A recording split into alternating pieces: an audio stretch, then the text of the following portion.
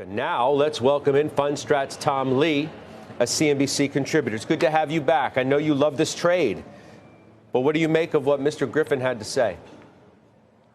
Well, I agree with him. You know, we're in a period where there is a super cycle and exponential growth opportunities within AI, but it doesn't mean every company that has an elevated valuation today deserves to actually have the capital, and that company may not even reinvest that capital properly to be a survivor. So I agree there is going to eventually be a shakeout, but I think valuations, strangely enough, are actually pretty reasonable today compared to 1998, because, you know, 1998 was that liftoff point before that final 18-month surge. And I'd say the best benchmark is NVIDIA trades at 26 times forward earnings.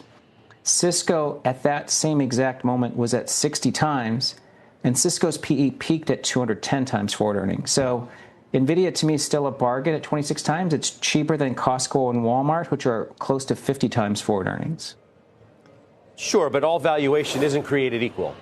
And I'm not especially clear as to whether Mr. Griffin looks at the valuations of an NVIDIA, for example, and says, well, that looks a little out of hand. It reminds me of late 90s activity before the dot-com bust happened,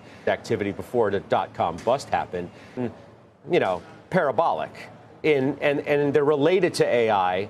And that's where he says, whoa, whoa, whoa, whoa, whoa. We're placing way too many bets on what might happen in the future. We think we know what's going to happen in the future as it relates to NVIDIA and some of the other hyperscalers, but it's a whole host of other names that have literally ripped over the last 3 months, at least, that might bring investors a little bit of pause. I think that's correct, Scott. There's a difference between a company being scarce in the public market. Like, let's say there's an IPO of a company and it's the only way for you to get exposure, versus that company being truly scarce to the ecosystem.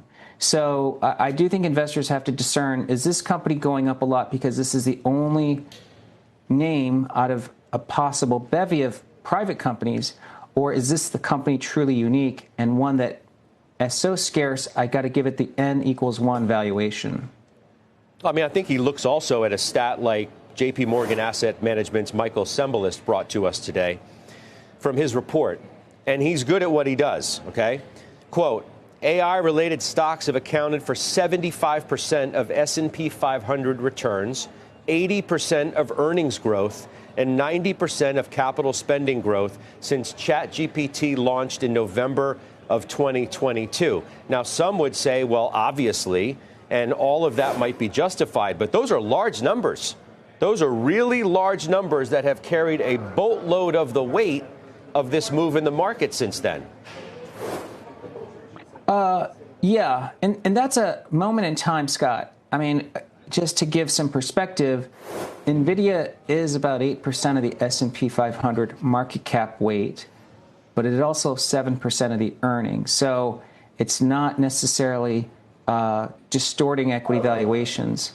And in terms of what companies are excited about, you know, if companies are saying that AI is something where they're actually allocating capital, and many are, of course, are seeing productive gains, I think it's justified that that would be what you'd expect to be the first wave of investment and spending, is around directly into the ecosystem. But of course, over time, we'd expect that spending then to deliver productivity gains and other benefits. So that means if AI, and you know, I'm comfortable with the idea it's a super cycle, we should see a broadening of the benefits and then also the broadening of opportunities over time. So it's probably a moment in time makes sense, but it should be broadened.